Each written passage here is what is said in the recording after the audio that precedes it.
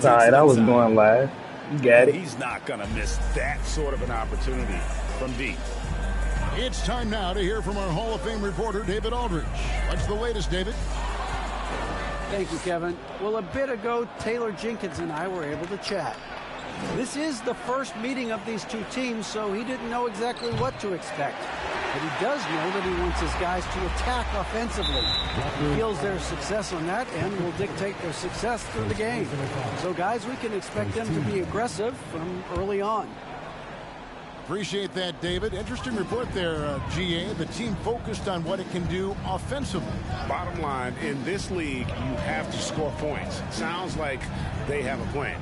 Yeah, well, you better not ignore the other side of the ball. It doesn't matter how many points you score if you get absolutely no stops on defense. And plenty of contact on the shot, so 2 free throws coming up.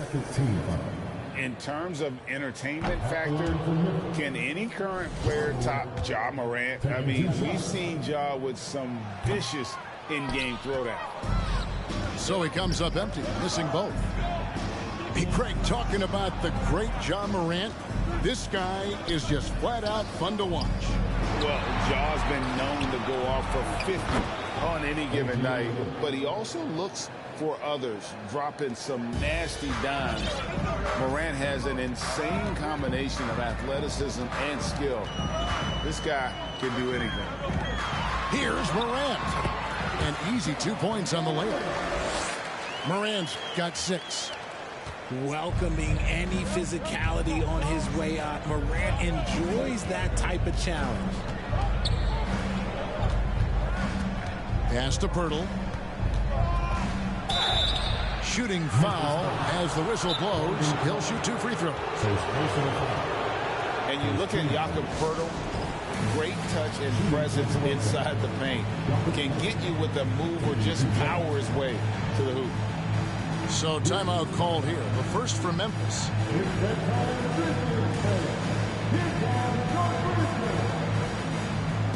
The Raptors making a switch here.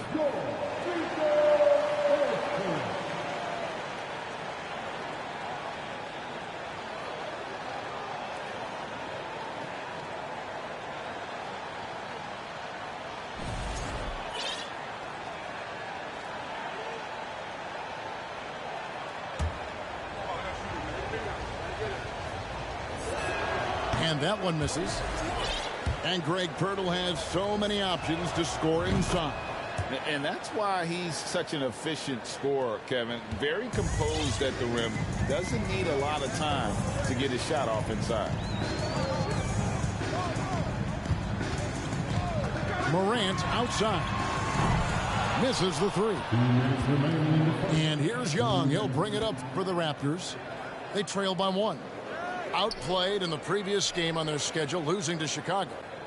Yeah, for that loss, you can credit their defense or lack thereof. Too many breakdowns on that end of the floor. Some of it was solid shooting from their opponent, but they didn't have any teeth with their defense. Need to be more active than they were. Up top, Morant. We saw him with 39 points last game out. Okay, I see you, Ja, flexing a little bit of muscle, showing off that athletic ability. Okay.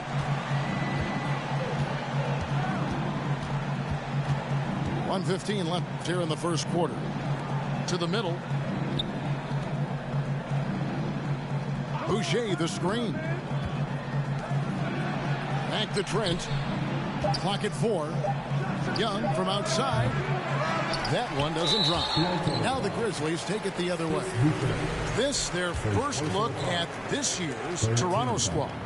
It's not often we get to see this matchup, but it is a doozy when we do. Just 2 powerhouse teams facing off.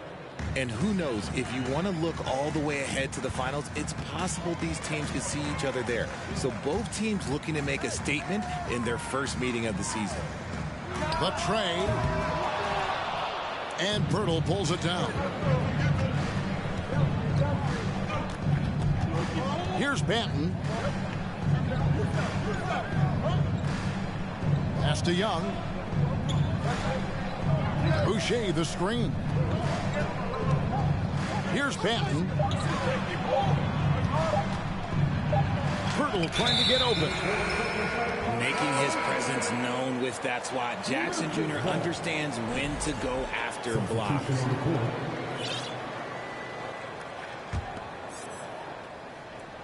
Memphis leading. Here's Morant. And it's blocked. And that's out of bounds. Memphis will retain possession. Now into the lineup for your Grizzlies, Tyus Jones. There's 18 seconds left to play in the first quarter. Jackson with the screen. Inside. And Jackson throws it down. But not a show. Jackson Jr. showing you what a big man can do with the rim. Here's Achua. Some solid defense from Clark. And you got to give credit to the D for never giving up on the play and doing just enough to bother him at the rim. Ja Morant has been leading the charge.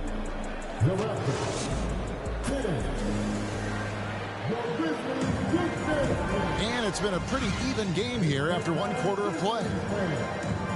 And a chance for just a second to check out the scoring breakdown for the Grizzlies. Hey, Richard, for a while, teams went smaller.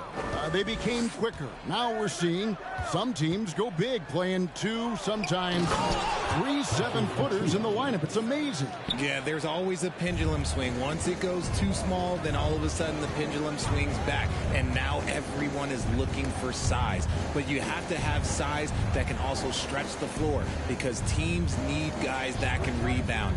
That's what they're looking for. Right now, let's send it over to the sidelines and get a report from David Aldridge. Thanks, guys. A busy few years for Nick Nurse. In 2019, he helped lead the Raptors to the title, and he was the 2020 Coach of the Year. He says, it means a lot to me that this city and this country loves this team so much, and we can go out there and give them something to be proud of. Of course, Kevin, he's been a key part of that success. Back to you. Maybe the single most important part of their success, DA. Thank you so much. And Toronto making a change here. Toronto trailer. And since coming into the league, Desmond Bane, Richard, has quickly established himself as a knockdown three-point shooter. Yeah, his accuracy and efficiency from out there is incredible. The spacing he provides is why he's a key part of this team. And Fred VanVleet is going to pick up a foul. That's his first foul. Just over 1 minute has passed here in the second quarter. Pass to Clark.